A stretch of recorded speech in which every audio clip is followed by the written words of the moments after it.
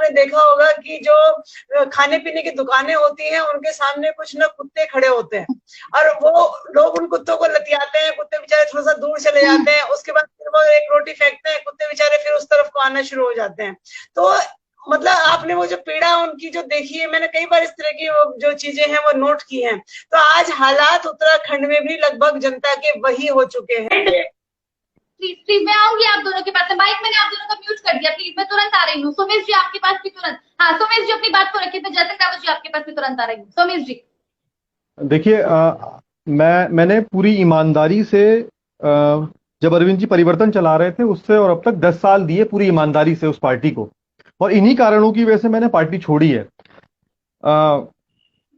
पूरे प्रदेश को आपने कुत्ता बता दिया, यहाँ की जनता को आपने कुत्ता कह दिया सीधा सीधा।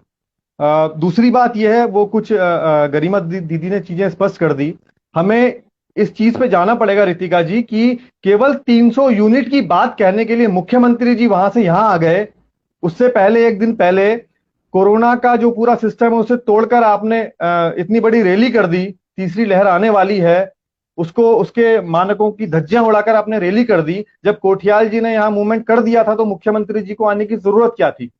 ये हमें समझना पड़ेगा कि पूरा मामला अभी भू कानून के ऊपर चल रहा है, और कोठियाल जी ने अभी बयान दिया था कि हिमालय राज्यों की तर्ज पर भू कानून लागू होना चाहिए, और आज अरविंद जी ने स्पष्ट कर दिया कि इस व्यक्ति को चेहरा ना समझा जाए।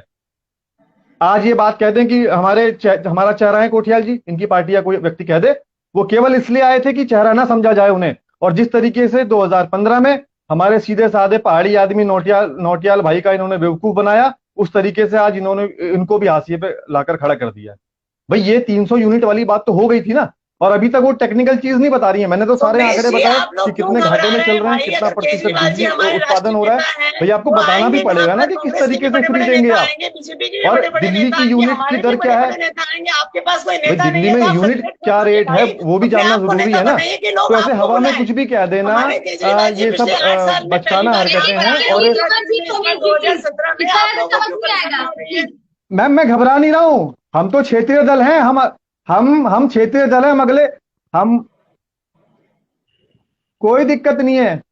झूठ की बात कह रहे हैं ना आप, घबरा तो आप रही हैं, आप बेचैन होकर बीच में बोल गई। देखिए सुन तो लीजिए, कौन से झूठ की बात कर रहे हैं आप? हम ये कह रहे हैं कि राज्य के लोग हमारे लोग हैं, इनसे झूठ ना बोला जाए ना। जो बात सच है वो सही बोली जाए, सही आंकड़ों के साथ बोली जाए। बहुत पढ़ा लिखा वर्ग है उत्तराखंड राज्य, हमारे उत्तराखंड के लोग। सुन तो लीजिए मैम, सुन तो लीजिए, यही तो दिक्कत है। सुन लीजिए ना मैम, आपको मौका मिला, मैं बोल रहा हूँ।